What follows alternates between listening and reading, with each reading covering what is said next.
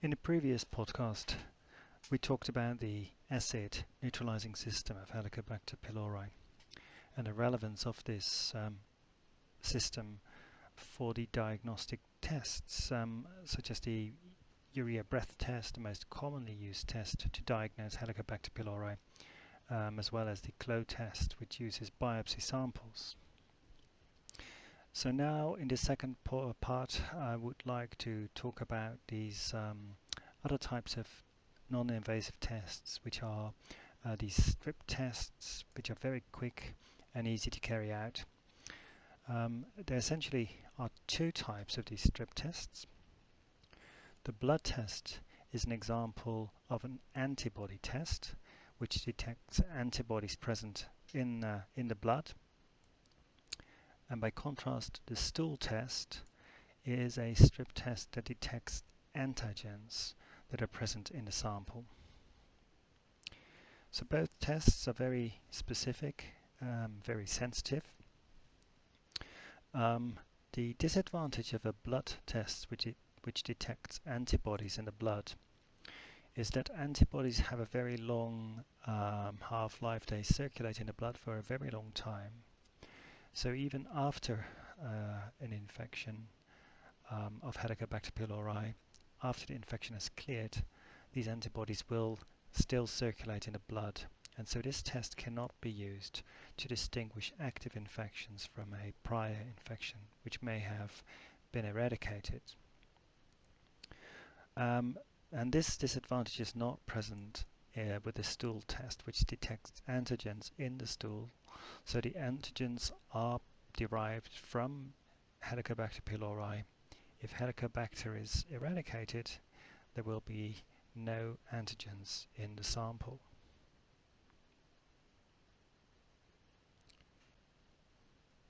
So there are many types of these strip tests, recognizing all sorts of antibodies and antigens, so they have a wide range of applications. Well-known strip tests include HIV tests or pregnancy tests. Very varied types of tests are available, and all contain 4 zones. So there is at the tip of the strip a reaction zone where the sample is mixed and applied onto the strip. Then this liquid is drawn into the strip via capillary action, and it arrives in the second zone, which is the test zone. Then there is a control zone and an absorbent pad, which absorbs the liquid at the end. So this is the common feature of all sorts of strip tests. Now these strip tests must always give at least the a color reaction in the control line. So it contains either only the control line, in which case the test is negative. It contains both a signal in the control line and a test line, in which case the sample is positive. And when the control lane is absent, the test is invalid and no result can be obtained, and the test must be repeated. A key component of any strip test is an interaction between an antibody and an antigen.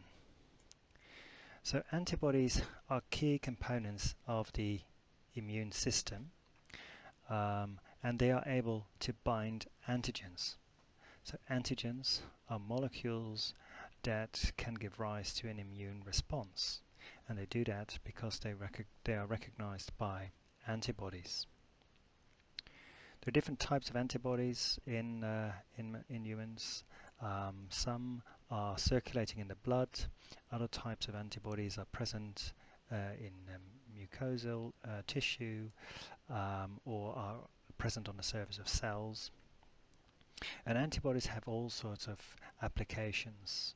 So antibodies can be generated using laboratory animals, And those antibodies are extremely useful for diagnostic tests, and we'll look at examples, specific examples in a moment. Antibodies or engineered antibodies are very important therapeutics. Some of the best selling therapeutics are antibody based. And finally, antibodies are really indispensable research tools in order to identify potential drug targets and to understand mechanisms of human disease. So antibodies are really important molecules. So here's a closer look at a typical antibody. So antibodies contain two heavy chains, so that's this cyan chain and this red chain, and two light chains, here in blue and in yellow. And there are different regions in this antibody. So there's the constant region, which characterizes what type of antibody it is, whether it's on the surface of a cell, whether it's circulating in the blood, or has another function. And it has a variable part, and that is where the antigen binding site is located. So antibodies that recognize different antigens have small changes in the amino acid sequence in these tips of the variable region. Another important distinction is the difference between monoclonal antibodies and so-called polyclonal antibodies. So the important difference, without going into details of how they are made, is that monoclonal antibodies in solution are a single type of antibody, and they're produced in vitro by cells. And by contrast, polyclonal antibodies are a mixture of antibodies that are typically isolated from serum. So monoclonal antibodies, a single type of antibody, so all antibodies in solutions bind the antigen in the same way, whereas polyclonal antibodies contains a mixture that may all recognize the same antigen, but it will bind to that antigen in a different way. Now, because of the shape of an antibody, in schematic diagrams they're often depicted as the capital Y. So here's then an example of a diagnostic test based on antigen detection. And in this test, in the reaction zone, there will be a mixture of the antigen, here in these blue triangles or diamonds, and these antigens are present in the sample. So in the reaction zone are these antibodies. Often these are typically monoclonal antibodies that will recognize the antigen if present. And this interaction can then later be detected via the conjugation of an enzyme or a gold particle that can be used later on in the test and reaction zones to facilitate a color reaction. So in the reaction zone, there are typically monoclonal antibodies that are conjugated to an enzyme or a gold particle. These are produced in the laboratory, and the antigens are present in the sample. So once these molecules are allowed to bind, capillary action draws the liquid into the strip, and the mixture goes and arrives in the test zone number 2. So here in the test zone, in the case of an antigen detection kit, there are antibodies here in blue. Typically these could be polyclonal antibodies that also recognize the antigens. But they will recognize the antigens in different ways, and they will bind these antigens at different positions. And as a result, the antibodies used in the reaction zone antibodies here in black will be immobilized in this test zone, and that will only occur if this antigen in the sample was present. So these immobilized antibodies here in black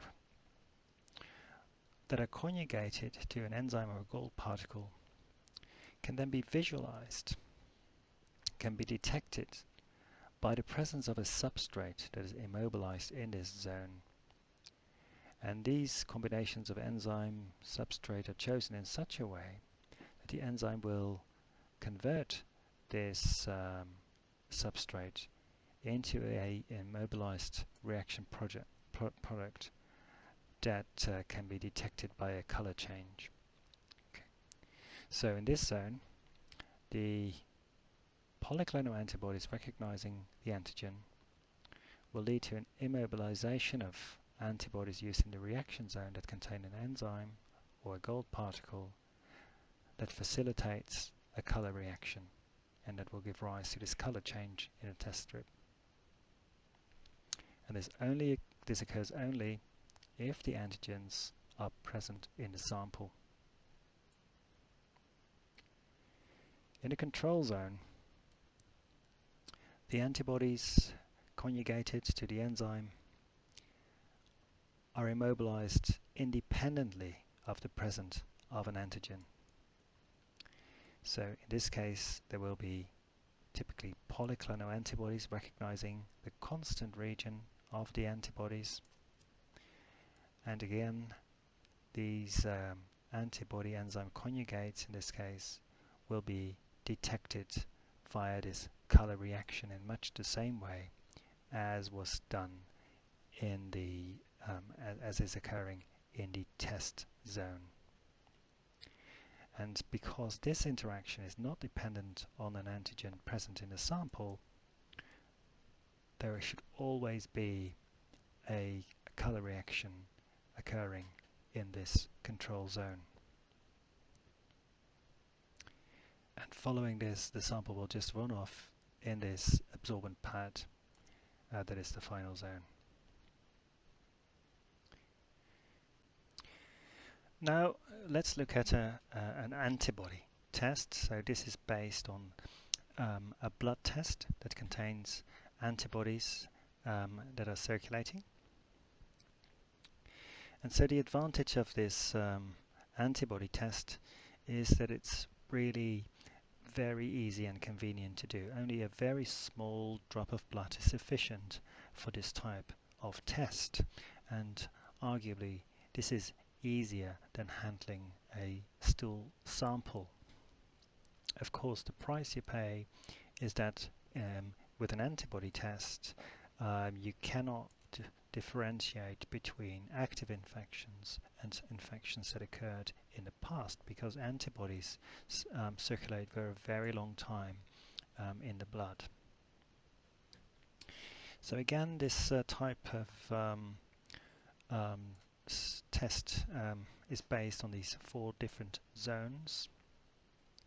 So in the first zone, the blood sample is applied, and this blood sample will contain many different antibodies here in black that recognize all sorts of antigens that you encountered, the individual encountered in the past. So many of them are unrelated, but some of those antibodies here in red will be recognizing antigens derived from Helicobacter pylori, either derived from an active infection or from a past occurrence. So in an antibody test, all antibodies from the blood are labeled.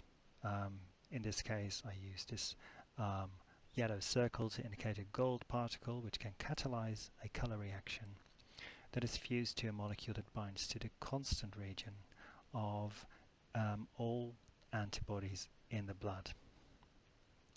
So here in the reaction zone, all antibodies in the blood are labeled with a gold particle, and those conjugates can be visualized in a color reaction later on in the test or control zone.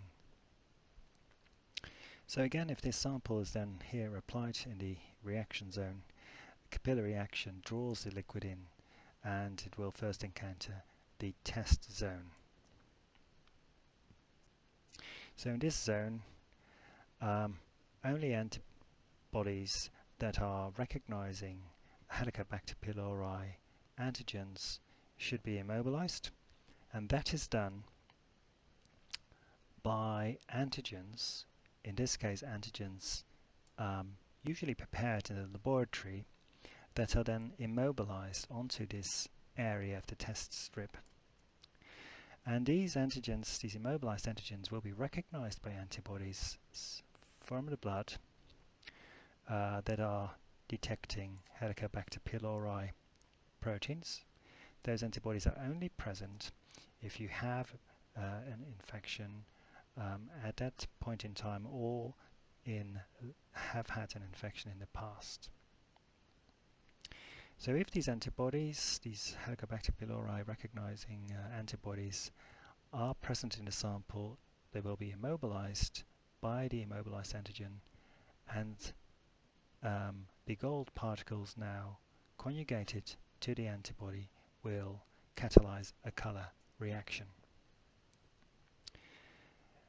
Instead, all these antibodies here in black that recognize antigens unrelated to Helicobacter pylori will just flow through this zone without catalyzing the color reaction. By contrast, in the control zone, all antibodies will be immobilized non-specifically. Again, this can be done in various ways, for instance by antibodies recognizing a constant region, I should say, not very accurately depicted here. So they will bind in a common sequence in all the antibodies, and therefore immobilize the labeled antibody, in this case with a gold particle that catalyzes a color reaction. And so the control reaction should always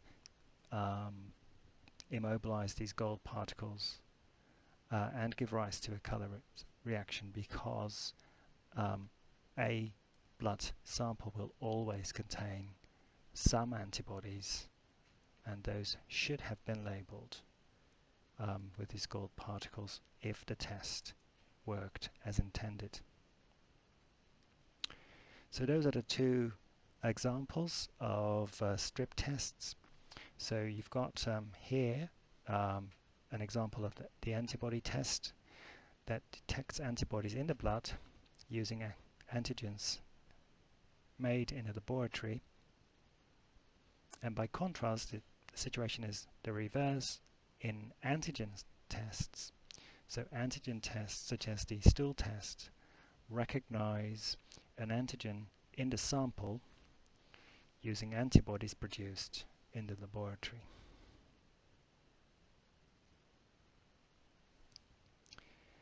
Now before we sign off, I just wanted to say a few words about the eradication therapy.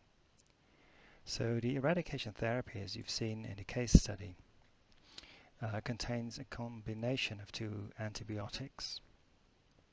And you may wonder why a combination of two antibiotics is used for such a short-term antibiotic treatment. And this is really not the norm. Normally, for short courses of antibiotic treatments, only a single antibody is used. Now, the reason why Helicobacter pylori infections are cleared by a combination of antibodies is that this bacterium displays or has a very poor sensitivity to any single antibiotic on its own. So there's a search for monotherapy going on, a search for therapies that only use one antibiotic, because at the moment there's no one antibiotic that really effectively kills Helicobacter pylori. However, a combination of antibiotics, if it's the right combination, can be much more potent than either antibiotic on its own. And this phenomenon is called synergistic action. So it really depends on the combination of antibiotics as well as the bacterium that is targeted. And so because of this reason, 2 antibiotics are used for eradication therapy. There's one other reason why antibiotics are used in combination, and that will be discussed more in the next module, the bacterial and fungal infections, and that has to do with the prevention of antibiotic resistance, and that's particularly relevant for antibiotic treatments that are occurring over a very long period of time, or treatment with antibiotics in repeated cases, with short intervals. And so that will be discussed in more detail in the next module.